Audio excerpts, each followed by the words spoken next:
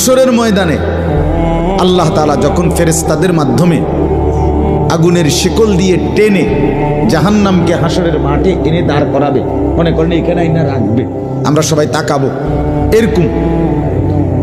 হাসরের মাঠে যখন জাহান্নামকে আনা হবে, এই জাহান্নামের দিকে এক নজর তাকাইয়া হাসরের ময়দানের সমস্ত নাফরমান পাপী বেঈমান আবারও বলবে আল্লাহর কাছে, রব্বানা আখিরনা ইলা আজালিন করিব, আল্লাহ একটু সময়ের জন্য দুনিয়াটা আবার ফেরত দেন, হায়াত আবার ফেরত, সময়গুলো আরেকবার দেন, আরেকটু সময় দেন, নজিব দাওয়াতাক, আপনার সব কথা তখন মেনে নেব, অনাত্তাবিউর রসুল, আপনার রসুলদের আনুগত্য করব। আল্লাহ বলবেন না,